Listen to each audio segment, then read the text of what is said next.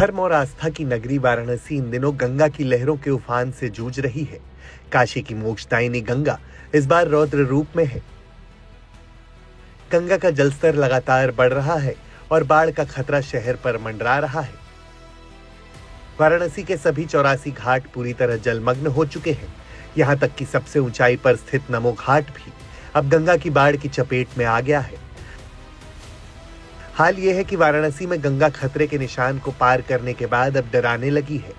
ऐसा इसलिए क्योंकि अब गलियों को पार करते हुए सड़क तक गंगा का पानी आ पहुंचा है और रिहायशी इलाकों में प्रवेश कर चुका है।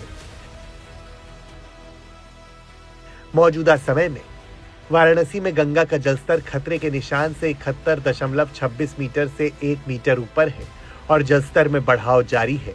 गंगा की लहरें समुद्री लहरों की तरह बीच धारा में 10-10 फीट तक उठ रही हैं। वाराणसी में गंगा उग्र रूप में प्रलयकारी तरीके से दिखाई पड़ रही है और जिस जल पुलिस के हम पेट्रोलिंग वाले स्पीड बोट में सवार हैं, खुद देख सकते हैं कि कितनी तेजी से ये हिचकोले खा रही है। और हमारे ठीक दाहिने तरफ देख सकते हैं कि सूर्य नमस्कार का जो यहाँ स्ट्रक्चर है वे आधे से ज़्यादा डूब चुका है। और तो वहीं जो 3 और स्ट्रक्चर हैं छोटे, वे पूरी तरह से जलमग्न हो गए हैं।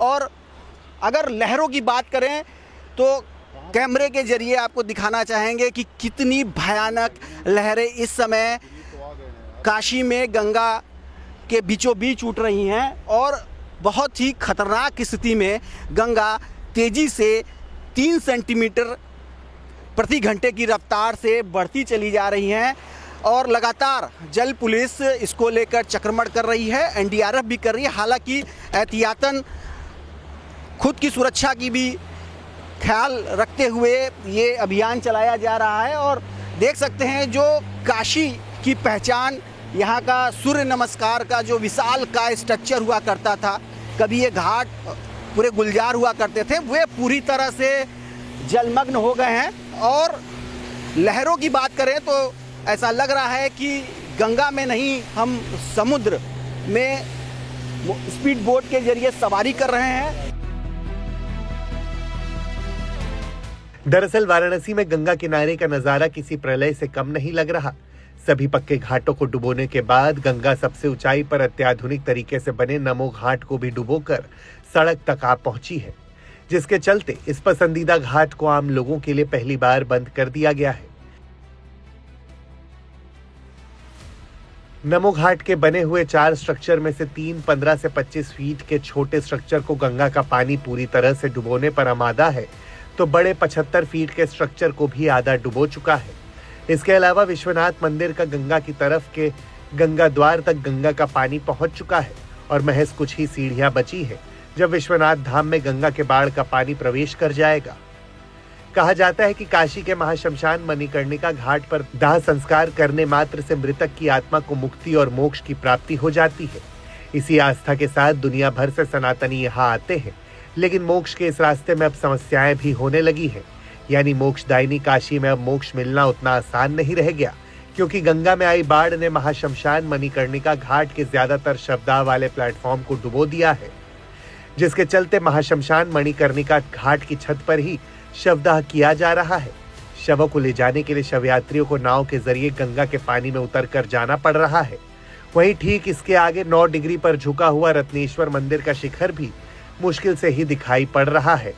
इसके अलावा सभी 84 घाटों के साइनेज भी बड़ी मुश्किल से ही दिखाई पड़ रहे हैं। जल पुलिस दिन भर में कई बार पेट्रोलिंग कर रही है ताकि कोई घटना न हो। आपके ज्यूरिडिक्शन में यूपी एमपी पूरा एरिया आता है, तो ख़ास तौर से एमपी बहुत ज़्यादा प्रभावित बताया जा रहा है, क्योंकि लगातार बारिश हो रही है, वहाँ से डैम खोले गए हैं, जिसकी वजह से इधर यूपी के भी काफ़ी निचले हिस्से प्रभावित हो रहे हैं। तो किस तरह से आप लोग पूरी इस सिचुएशन को कंट्रोल करने में लगे हैं? देखिए, आजकल क्या है कि टेक्नोलॉजी का ज़माना है और 5-6 दिन पहले से ये संभावना जताई जा रही थी कि यहाँ पर पानी का स्तर बढ़ेगा, तो उसको लेकर पूर्व से ही पूरी तैयारी की गई थी और उन्हीं तैयारियों के चलते यहाँ पर जो सारी स्थिति है उससे निपटा जा रहा है। और स्थिति जो है बिल्कुल नियंत्रण में है। जहाँ जहाँ पर नीचे वाले इलाके थे, चाहे वो प्रयागराज हो या वाराणसी हो या अन्य क्षेत्रों गाजीपुर बलिया, हर जगह पर जो निचले क्षेत्र में रहने वाले लोग थे उनको समय से एवेक्यूएट कर दिया गया है।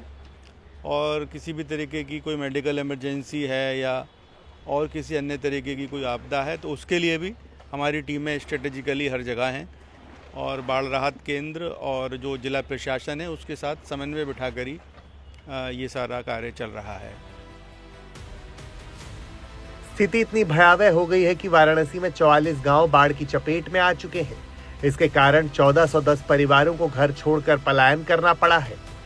6244 किसानों की भी 1721 एकड़ फसल डूब चुकी है।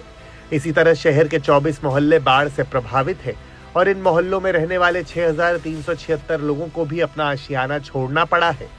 मौजूदा समय में गंगा खतरा के निशान से लगभग 1 मीटर ऊपर बह रही है और अभी भी बढ़ाव 3 सेंटीमीटर पर घंटे की रफ्तार से जारी है।